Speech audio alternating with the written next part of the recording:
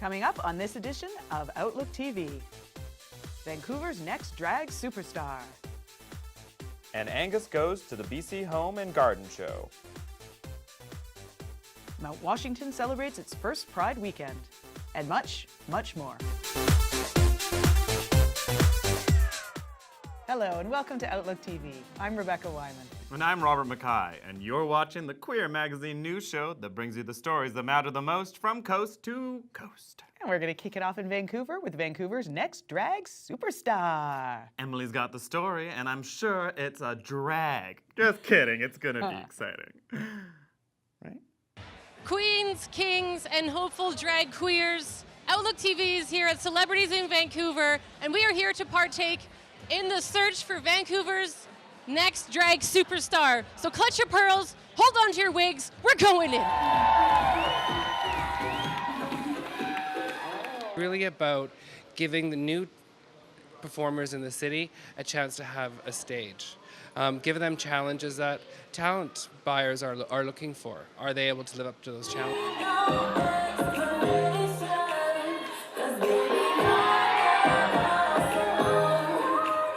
Looking for confidence. I'm looking for a superstar, and you can tell when someone walks on the stage and they possess that star quality, it's like it's hard to take your eyes off of them. Drag is everything about art and dancing, music, so it has everything in it, and that's why I love it. And I love to doing makeup, making outfits. It's just about creating something new, right? My number, I'm actually wearing my mom's wedding dress, and it's a very important number to me. It's about the Hall of Fame. I'm paying homage to some of the people who are in the Hall of Fame while also having some surprise guests.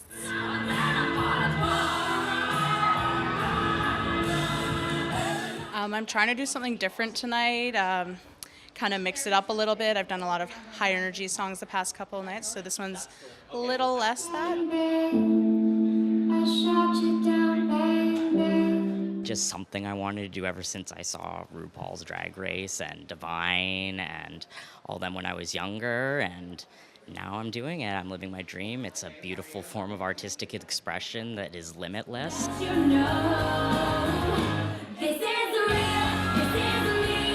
Seeing Bugs Bunny do drag on TV as a child has always kind of shaped my artistic direction, and this is an amazing way of just expression for people. But I was always sort of hesitant to start doing drag, and then I started doing it 4 months ago, and I'm here, and it's probably been the best 4 months of my life. Growing up, I did classical ballet, and I noticed a lot of issues with the gendering in it, and my teachers kept telling me to find confidence and be more manly, but in them constantly telling me that, I think it diminished everything, and now I just do non-binary drag, and I explore dance and movement in each performance. Well, I'm not gonna lie, I think I swallowed an eyelash and I slipped on a pearl. My name's Emily Ann Fraser. You're watching Outlook TV Vancouver. Australia's Jacob Boehme was recently in Vancouver. And they've got it all. We're talking a soloist, a dancer, HIV positive, Aboriginal. This person's got more facets than a diamond, and they shine just as bright. Let's check it out. We're in downtown Vancouver, where we're going to meet Jacob Boehme, an Australian artist who's doing a one-man show at SFU Theatre. Please join us. In 6 months, it took out every drag queen in Sydney. Total apocalypse. Blood on the Dance Floor is all really about blood. It's blood as a symbol, blood as something that divides us, something that connects us. And it relates to myself. So blood is an autobiographical story of me being a gay, Aboriginal and HIV positive man. It goes through the stories of myself and of my father, but really it shows a very ordinary tale of a very ordinary man wanting very ordinary things, like just wanting to be loved and wanting to love. Are you clean? Are you clean? Are you clean? Are you clean? So I was diagnosed with HIV back in 1998. I've been living with HIV now for 20 years. And really, one of the main motivations for me writing this work was because every time I saw HIV represented in media, in film, in television, on the stage, it was really that memorialisation kind of theatre where everyone's sick and dying. You are fortunate or lucky, I suppose, to live in a Western country with access to medicines and a good health system. You don't really, there is no excuse for you to die of AIDS. In the club, 3 a.m., of which you following in a chemical... Blend of contemporary and Aboriginal theatre and dance, and how does that work? Our responsibility, I suppose, as next generations of Indigenous theatre makers is to how can we take our performance methodologies, our way of creating theatre and song and dance, and put them on stage so that you can experience them with us, rather than us taking our stories and fitting them into Western contexts. But you've got to organise it. You, the eldest son. The eldest son. Any advice for LGBT people? For the young queer community, I will give you one thing that I remember a lecturer of mine when I was at VCA doing my master's in writing. We were in a class with Dr. Alison Campbell, and she, as soon as we all sat down, she went, okay, so if 80% of this room is queer, why the hell are you all making heteronormative stories? I catch my smile in the mirror, place it on my tongue, and swallow it into my being. For Outlook TV, this is Angus Pratt at the SFU Gold Corp Centre in Vancouver. We're going to have to take a little break now. Rebecca and I are gonna learn some martial arts. Ha! Ka! Kick. Oh!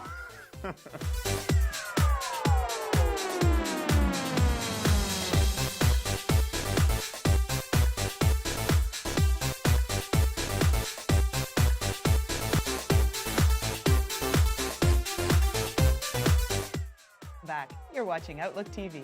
You know, Rebecca, Pride started as a grassroots effort, but it's grown all the way up to the mountains, I hear. It has. Mount Washington on Vancouver Island celebrated its first ever Winter Pride. Wow, sounds chilly and exciting.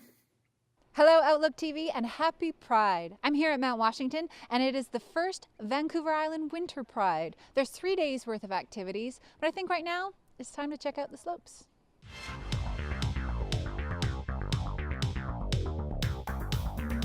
The philosophy behind Vancouver Island Pride is, regardless of where you fit on the spectrum of gender and sexuality, everybody's included. We really wanted to create a very diverse and open, welcoming environment that everybody just feels empowered to be themselves, to be fiercely authentic and just have fun and just create an event that's full of love and joy. And I think that's what we've done here today. Like, today was such a beautiful bluebird day.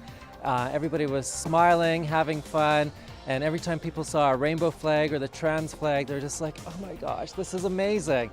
Like, it was just joy everywhere. It was wonderful. And of course we had the unstoppable Connie Smudge here, and who can't love Connie? And you know, she was very, very busy. I don't know if you noticed on the ski slopes, but there was a lot of glitter everywhere. I love you all. Thank you so much, Mount Washington.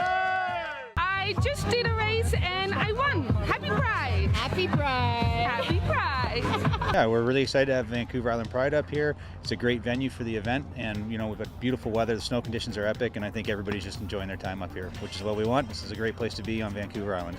Are you guys having fun? Yes. We're up here to support the inaugural Vancouver Island Pride event at Mount Washington, the VIP winter event.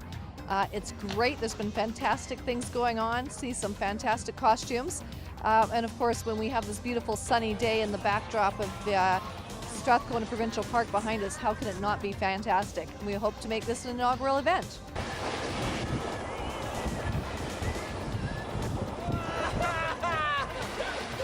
I run the guiding program for the Hill, It's really an amazing program. It's run by community members, so we meet at the bottom of the hill. We kind of divide people into levels, and then we just go off and tour the mountain. So it's a really wonderful social event, as well as learning the mountain and things like that. So it is a really great way to ski together and socialize.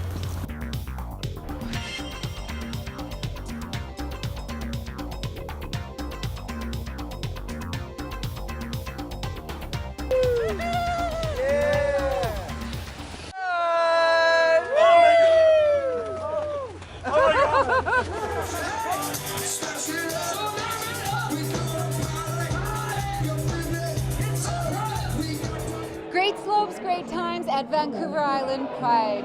This has been Kelly Legg with Outlook TV News. Next up, we're going to check in with Devours, the synth pop Galian. Sounds out of this world, Rebecca. I hear that Devours is releasing some new tracks and that the Static Jupiter was the place to be at. What's up, Canada? Thank you for watching Outlook TV. My name is Leroy Wan, and today we're here at Static Jupiter to interview synth punk musician Devours. And we talk about his time as an altar boy and his love for the 90s tonight on Outlook TV. Remove my bones and shove me back inside my parents' VCR. This is my big album release show. I'm putting out my sophomore album today called Iconoclast. And yeah, my first time performing at Static Jupiter. I've heard amazing things about it, and so we just did sound check.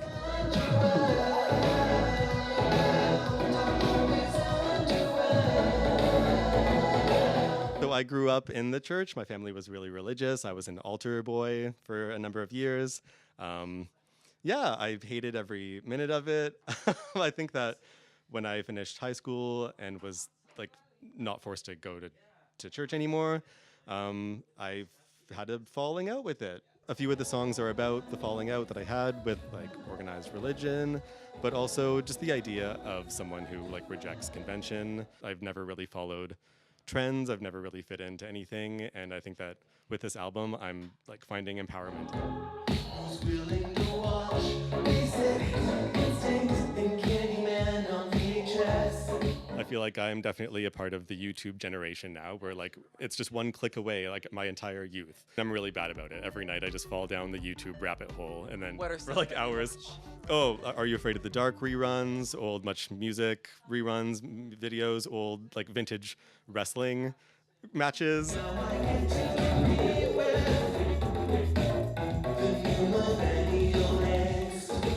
To performing live, it's always just been me on the stage trying to connect with the audience. I really like the idea of incorporating some dance elements in the future. In my most recent music video, I have my Gangels in it, which are my gay angels who are good friends of mine who are gay. I like the idea of always combining an element of masculine and feminine and just having the beard, but then also going bald a year ago, shaving my head, having makeup on. It's just, yeah, I'm trying to create my brand to be uniqueness in a way, like in creativity. And I try really hard to make music that blends genres. I have a series of rapid fire questions. East fan or West fan? East fan. Kanye West or Drake? Kanye. Veggie or eater of animals? Eater of animals. Surrealism or realism? Surrealism. Feist or Emily Haynes? Feist. Wendy Williams or Ellen DeGeneres? Ellen.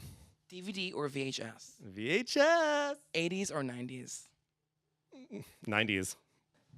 And from Static Jupiter, my name is Leroy Wan, and you're watching Outlook TV. Going with their Valentine's Day theme, Pride in Art held a fundraiser. The fundraiser I hear was called Bleeding Hearts. There you go, So on even, theme. All right. And even if you were a bleeding heart on Valentine's Day, it doesn't mean you can't go see some art and some queer people. They're there for you. Hello everyone, it's Ollie, and it's Valentine's Day, and you guys are all my Valentines tonight because I'm taking you to Queer Arts Festival's fundraiser, Bleeding Arts and Artists, here at the Sum Gallery. Come check it out. This is the Bleeding Hearts and Artists fundraiser for the Pride and Art Society, who run the Queer Arts Festival and Some Gallery here in Chinatown. We're here celebrating the donation of this beautiful piano.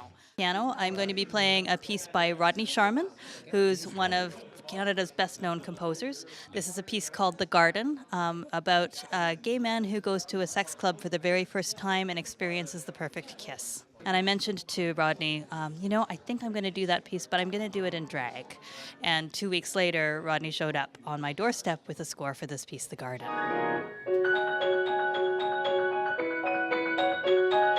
My partner Kathleen and I had a house, and of course I had my own music studio in that house, but we sold it last year and we found a condo that we really loved, but it's a wood frame. So then came the decision to make, am I actually going to part with this instrument that I've had for 40 years and is really my baby? And it's not as easy as you would think to actually donate a grand piano. I emailed Rachel and asked her if she had any piano students who would like to have a piano. And she wrote back and she said, if you are still looking for an organization to which to donate your piano, the Queer Arts Festival has been looking for one. And I had no idea that they wanted a piano. And I was so happy to have my piano here. And it's going to be looked after and loved and used. Can you tell us about some of the auctions happening? As they have a trip, a weekend away, as well as they're going to throw in these Carl Pope paintings, which he has just gone huge in New York. So these pieces like this now would go for like $800 to $1,000 in New York. So I don't know what they're going to go for tonight. As well as they're doing a Paul Wong piece, which is Paul Wong is one of Vancouver's most brilliant artists. It's actually artist proof #1, and it's from the Mother's Cupboard series, which is based on my mother's cupboards full of Chinese herbs, medicines, and elixirs. So this is part of a series of where I photographed the jars, and they're actually around the city in billboards. It's just trying to draw attention to, I was fascinated by my mother's cupboard. From the Some Gallery in Vancouver, this is Ollie for Outlook TV. It's time for us to take another little break. I could go for a nice hot cuppa. I'm not sweating enough under all these layers. Hi, this is Carson Arthur, and you're watching Outlook TV.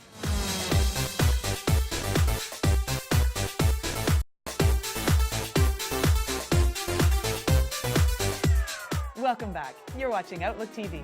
Up next, we have the premiere of My Name Was January. The SHER Foundation's premiere of this documentary that they made for their beloved January. Sister Fancy Pants has the story. We're at the Metro Vancouver premiere of My Name Was January, a documentary produced by SHER Vancouver based on the life of murdered transgender community member January Lapousse. Let's find out what happened with the movie, as well as talk to some of the panelists, as well as the directors and producers of the movie. She was the mother of our group. She was our social coordinator. She was loved by everyone. She made everyone feel alive. She was a friend to everyone. And when you have a social organization, you need people like that. So we created the film, we created a scholarship, and now we have a new legacy for January, and our organization is back on its feet.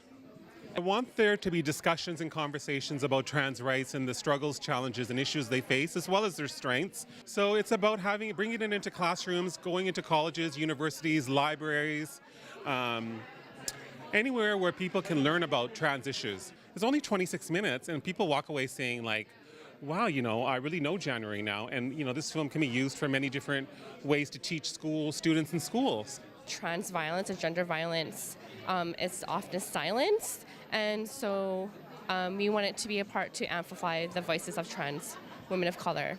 You just gotta let people talk and they're people. I learned a lot about just talking to people and being a person.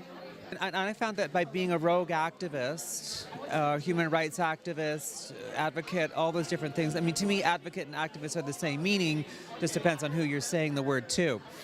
Whether it's students or politicians, and then you choose the right one, right?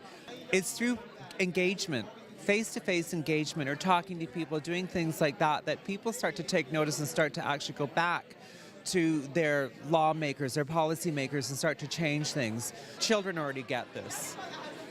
What it boils down to is the manipulation of the adult. and how that adult perceives life or their genders or their children or the people that surround them. And then they reflect that onto their children. It sent out a really strong message that trans lives matter, trans women's lives matter, trans women of colour lives matter. And for that, I think that that's one of the most important things that it does. I love January!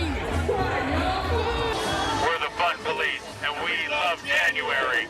We love January! We love January! We love January! That was a powerful movie that we just saw. It was celebrated the life of January Lapousse, who just happened to be a transgendered woman. It's a wonderful movie that I hope you get out to see and start the conversation to help be an ally for the trans community. This is Sister Fancy Pants from SFU in Surrey, BC. Up next, Angus visits the BC Home and Garden Show for the queer content, which, shockingly, he managed to find there. There was a lot of it, apparently. He got to peruse all the home decor and teacup sets. And the yurt. And the yurt. We're at BC Place Stadium in downtown Vancouver for the BC Home and Garden Show, and we're going to go behind the scenes and meet some of the people that make it all happen and some of the celebrity designers for 2019. Let's go. The newest and probably most prominent feature is this yurt that we're standing beside.